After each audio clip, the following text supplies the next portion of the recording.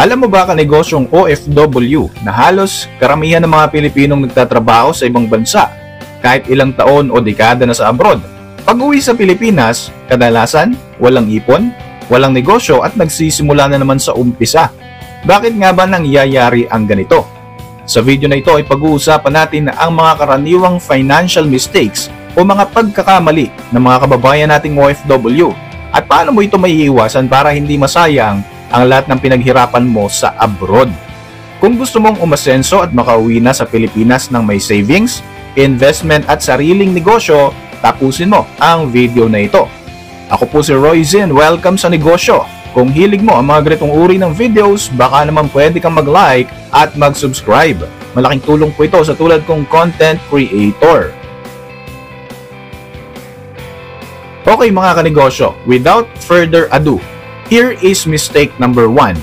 Walang malinaw na financial plan. Ang unang pagkakamali ng maraming mga OFW, wala silang malinaw na plano pagdating sa pera. Trabaho lang sila ng trabaho, padala lang sila ng padala. Dapat alam mo kung ano ang goals mo, kung bakit ka nag-abroad. Ano ba ang gusto mong ma-achieve after 5 years or 10 years? House and lot ba? Negosyo ba sa Pilipinas? Dapat mayroon kang clear vision kung ano ang gusto mong mangyari sa iyong future. Kung wala kang malinaw na financial plan, para kang isang barko na walang direksyon.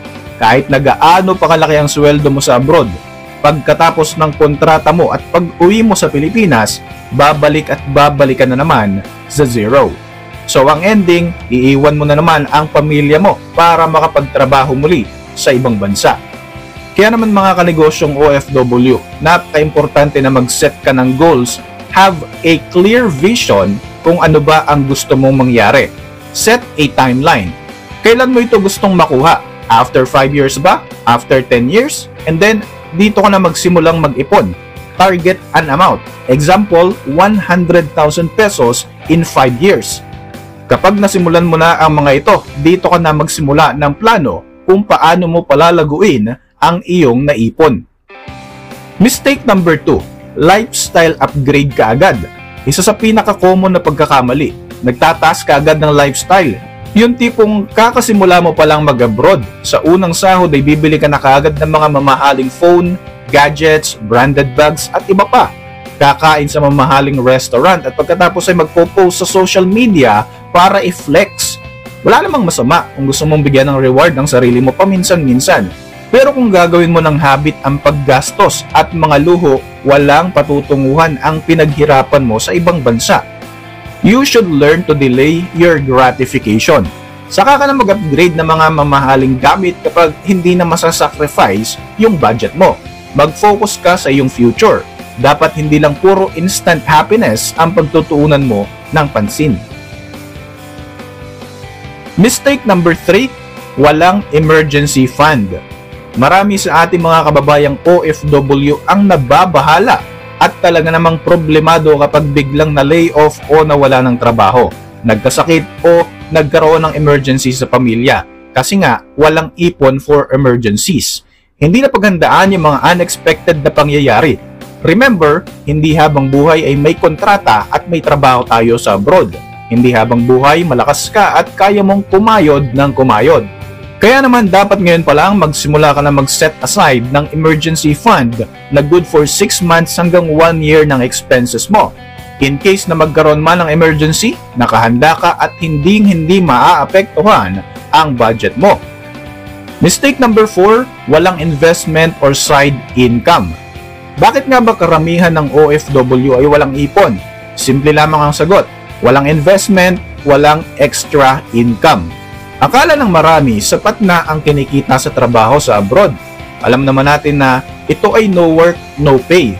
So, pag umuwi ka sa Pilipinas, wala ring pumapasok na income sa'yo. Usually, ang nangyayari, puro gastos dahil shopping dito, shopping doon, travel dito, travel doon. Kaya naman ang pera na hawak mo nung umuwi ka ng Pilipinas ay parang hinihipan lang. Kaya naman mas mainam na habang kumikita ka sa trabaho mo dyan sa abroad, ay subukan mo ring magdagdag ng extra income. Pwede mong subukang mag-invest sa stocks, mutual funds, real estate. Take note, dapat legitimate investment lang ha. Huwag na huwag kang papatol sa mga scams at mga get-rich-quick schemes para hindi masayang ang perang pinaghirapan mo. Pwede ka rin magtayo ng small business na kaya mong i-handle habang nagtatrabaho ka sa abroad. Mag-ipon ka rin ng mga digital assets o maghanap ka ng mga freelancing jobs or projects online para kumita ka ng extra.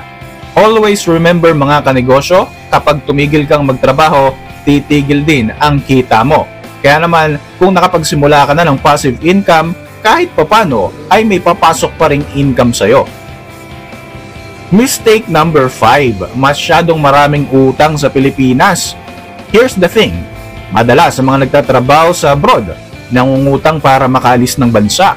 Pero after a year or 2 or bago matapos ang kontrata mo, siguro naman ay kaya mo na itong bayaran. Ang problema kasi minsan, dahil wala ngang malinaw na plano, ang nangyayari, nananatiling baon pa rin sa utang. Marami tayong mga kababayan na nalulubog sa utang dahil palabigay sa kamag-anak. Hindi naman masamang tumulong pero not at the expense of your own budget. Pautang dito, pautang doon, basta kakilala. Nasa dugo na natin ng mga Pilipino ang pagiging matulungin at maawain. Pero wag naman sa puntong ikaw na ang nakakaawa kapag naniningil ka na. Sayang ang pera, 'di ba? Nagkakaroon ka pa ng kaaway.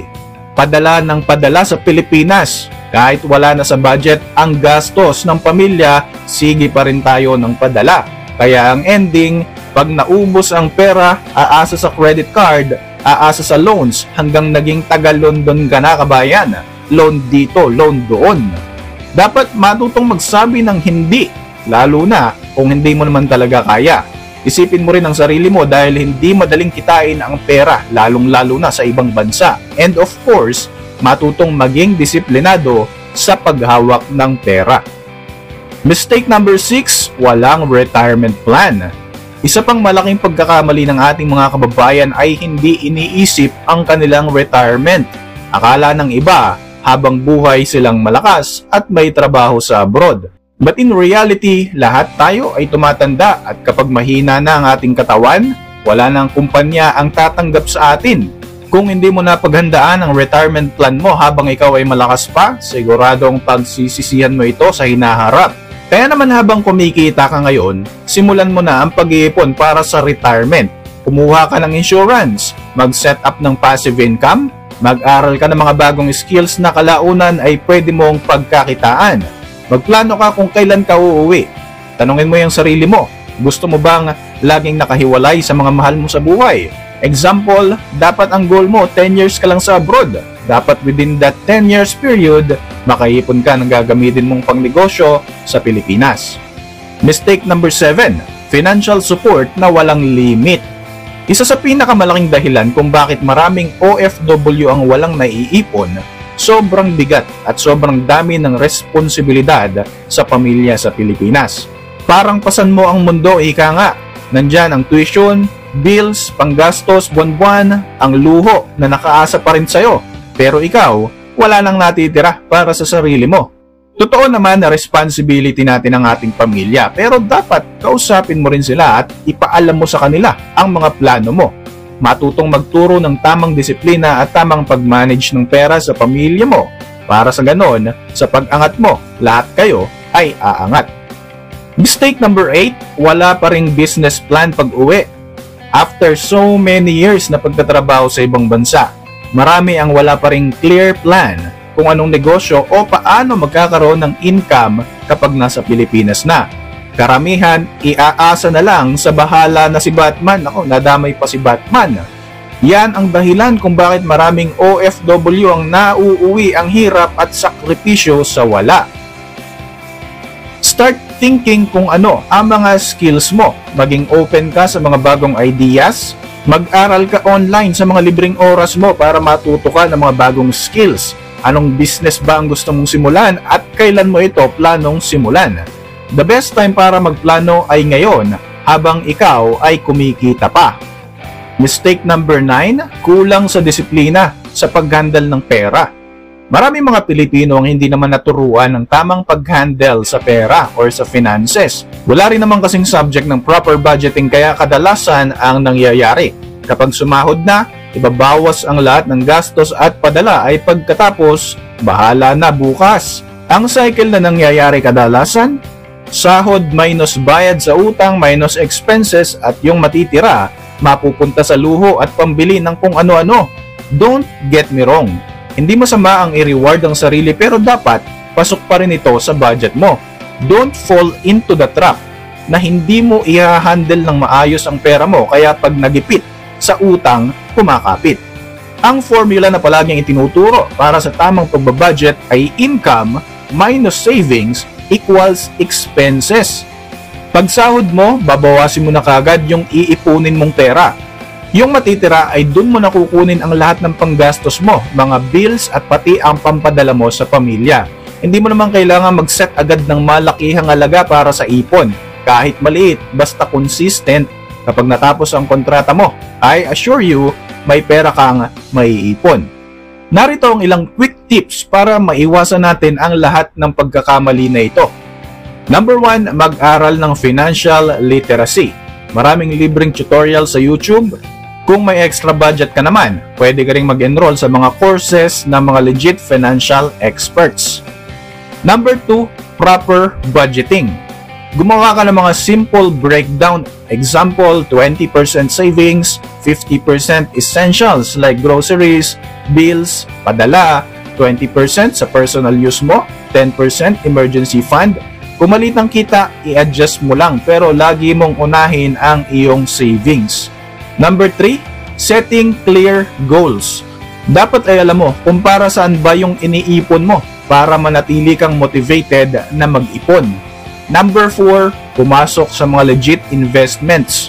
Uulitin ko kabayan, legit investments lamang. Pag-aralan mo ang lahat ng papasukin mo bago ka magbitaw ng pera. Number 5, set an amount for your emergency fund. Napaka-importante nito para hindi masacrifice yung budget mo in case na magkaroon ng hindi inaasahang mga gastusin. Next is business planning. Ngayon pa lang, mag-isip ka na ng mga negosyo na pwede mong simulan pag umuwi ka ng Pilipinas. And last but not the least, napaka-importante sa lahat, disiplina. Lahat ng pinag-usapan natin ay baliwala kung ang sarili mo pa lang ay hindi mo na kayang kontrolin. Lagi mong tatandaan na hindi mo kailangan maging milyonaryo kaagad. Ang kailangan mo ay magkaroon ng tamang mindset at tamang pagpaplano, tamang execution sa lahat ng gusto mong mangyari sa buhay mo. Kaya naman kung OFW ka ngayon at gusto mo nang makauwi sa Pilipinas na may ipon, makapagtayo ng negosyo at magkaroon ng peace of mind, simulan mo na ang pag-aayos ng finances mo habang may trabaho ka pa. Simulan mo sa maliit and eventually, kapag nasanay ka na sa mga ganyang habit, hahanap-hanapin na yan ng katawan mo. Kahit maliit, kahit paunti-unti, basta may plano, may direksyon, hindi mo kailangan maging habang buhay na empleyado sa ibang bansa kung alam mo ang tamang pag-handle sa perang pinaghihirapan mo. Kabayan, if you find this video helpful, don't forget to like, comment kung anong lesson ang pinaka nakapukaw sa iyo. At syempre, mag-subscribe para sa mas marami pang OFW negosyo and financial tips. Salamat sa panonood mga kanegosyo, mag-ingat palagi at sana lahat ng pagod nyo magbunga sa mas magandang kinabukasan.